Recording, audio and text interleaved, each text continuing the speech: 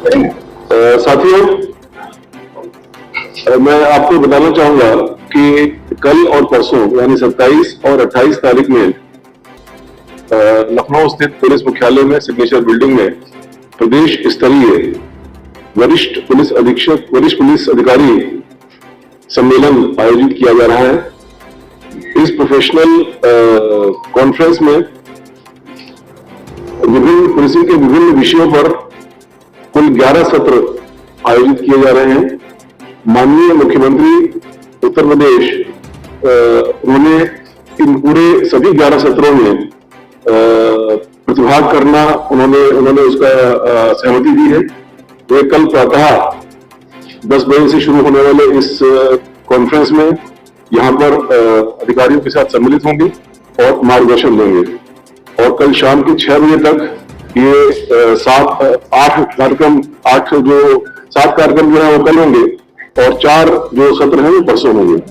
तो इस प्रकार से सभी 11 सत्रों में वो यहाँ पर मार्गदर्शक के रूप में यहाँ पर सहभागिता करेंगे और इन सभी 11 सत्रों में प्रदेश के विभिन्न वरिष्ठ पुलिस अधिकारी और फील्ड नियुक्त अधिकारी मिलकर के विभिन्न विषयों पर अपने प्रेजेंटेशंस देंगे, जिसमें पुलिसिंग की आगे की रणनीति, आगे की दिशा और जो इम्प्रूवमेंट्स हैं तो उन पर विचार विमर्श किया जाएगा। इन विषयों में सबसे पहले कल प्रथम सत्र में बीट पुलिसिंग, जो हमारे पुलिसिंग का मूल आधार है, और जैसे कि आप जानते हैं कि 60,000 पुलिस कांस्टेबल की भी हाल में भर्ती हुई है, उनकी ट्रेनिंग चल रही है। अब उसके नेक्स्ट स्टेप में जब वो जिलों में पहुंचेंगे और थानों में पहुंचेंगे तो किस प्रकार से उनके कार्यों का व्यवस्थापन किया जाए जिससे कि वो बेहतर सर्विसेज दे सके और जो वर्तमान व्यवस्था है उसमें एक गुणात्मक सुधार आए, इस विषय पर प्रथम सत्र में चर्चा होगी। द्वितीय सत्र में जो crime against women, child and anti human trafficking, इस विषय पर विस्तार से चर्चा होगी। इस विषय में करीब हमारे 6 अधिकारी प्रतिभाग कर रहे हैं, जिसमें मिशन शक्ति केंद्र की समीक्षा, उससे जो हर एक गांव और मोहल्लों तक उसका जो पॉजिटिव इम्पैक्ट पड़ा है और सुधार हुआ है उसके बारे में चर्चा और आगे की रणनीति पर चर्चा होगी। तीसरा सत्र जो है वो पुलिस स्टेशन के मैनेजमेंट और उन्नयन, उसके इंफ्रास्ट्रक्चर के उन्नयन, इससे संबंधित है, जिसमें जैसे आपने देखा होगा कि विगत कई वर्षों में पुलिस स्टेशन का जो स्वरूप है, जो इंफ्रास्ट्रक्चर है, उसमें काफी एक बदलाव आया है, काफी स्ट्रेंथन हुआ है। उसी को आगे और कैसे स्ट्रेंथन किया जाए, इन 60,000 कर्मियों के आने के बाद उनके लिए जो इंफ्रास्ट्रक्चर की आधारभूत आवश्यकताएं हैं उसको कैसे समावेशित किया जाए, इस बारे में चर्चा भी होगी, निर्णय भी लिए जाएगी। चौथे सत्र में साइबर क्राइम के बारे में चर्चा होगी। साइबर क्राइम, जैसा कि आप सभी जानते हैं कि एक प्रमुख चुनौती के रूप में पूरे देश में सामने आया है।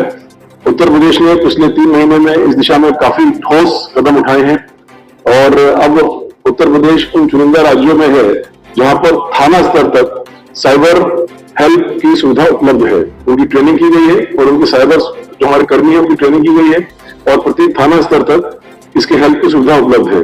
इसी में वर्तमान में अभी तक जो कार्य हुआ है उसकी समीक्षा और आगे की रणनीति के बारे में चर्चा होगी। 5वां सत्र बहुत इंपॉर्टेंट है, जिसमें human resource development, welfare, police behaviour और ट्रेनिंग। जैसे कि आप जानते हैं कि पुलिस मुख्यतः एक ऐसा विभाग है जिसमें तकनीक के साथ साथ जो जनशक्ति है उनका एक बहुत बड़ा रोल होता है पुलिसिंग करने में। तो इस जनशक्ति का मैनेजमेंट कैसे हो, उनके संबंध में किसी प्रक्रिया में बदलाव की आवश्यकता हो उस पर, और सबसे बड़ी बात है उनके वेलफेयर और ट्रेनिंग पर, उस पर विस्तार से चर्चा की जाएगी। अगले सत्र में प्रोसिक्यूशन और प्रिजन्स के बारे में चर्चा होगी। साथ ही आप जानते हैं कि उत्तर प्रदेश का प्रथम स्थान है पूरे देश में सजा दिलाने में, प्रोसिक्यूशन में सफलता प्राप्त करने में।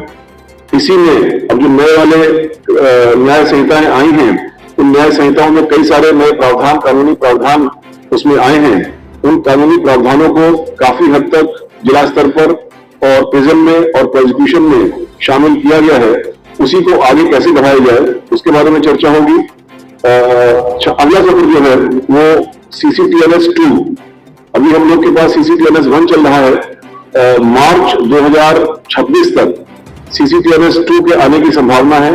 केंद्र सरकार की जो संस्थाएं हैं NIC और NCRB वो मार्च तक उसको रिलीज करेगी। उससे पहले ही हम उसकी तैयारी करना चाहेंगे। इस सत्र में जो केंद्र सरकार के कुछ अधिकारी हैं NIC के और NCRB के वो भी शामिल होंगे। फॉरेंसिक्स के बारे में इसमें चर्चा होगी। नई न्याय संहिता में फॉरेंसिक्स का एक बहुत ही प्रमुख स्थान दिया गया है।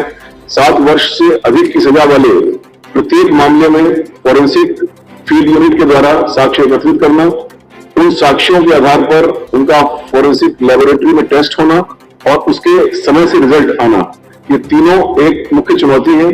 इसमें हमारे डायरेक्टर FSL जो है वो अपनी चर्चा करेंगे। पहले दिन की ये सत्र है।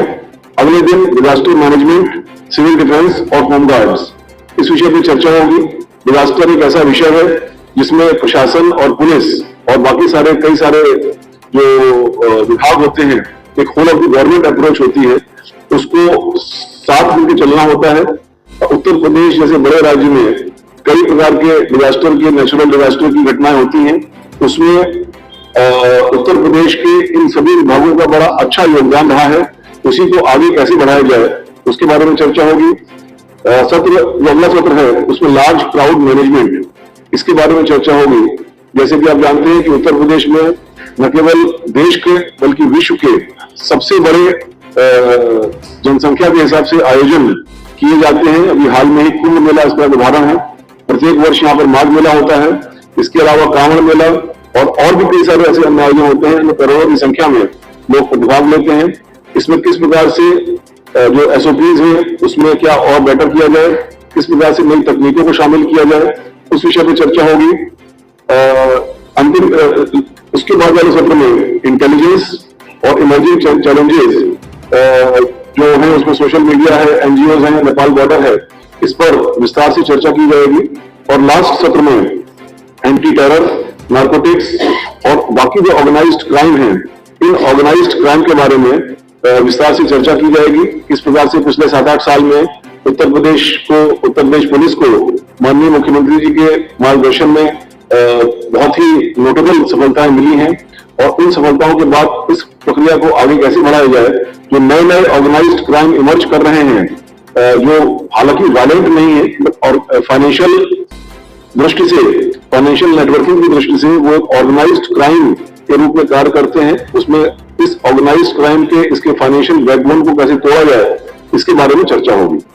इन सभी सत्रों में माननीय मुख्यमंत्री जी स्वयं प्रतिभाग करेंगे और लास्ट में माननीय मुख्यमंत्री जी इसमें अपने अनुभव से और इस सत्र में हुए सारी चर्चा परिचर्चा के बाद अपने विचार व्यक्त करेंगे। तो आज आपको बुलाने का उद्देश्य यही था कि जनता से जुड़े हुए, नागरिकों से जुड़े हुए पुलिसिंग के इन सभी मुद्दों पर पिछले काफी दिनों से मुख्यालय स्तर पर, फील्ड स्तर पर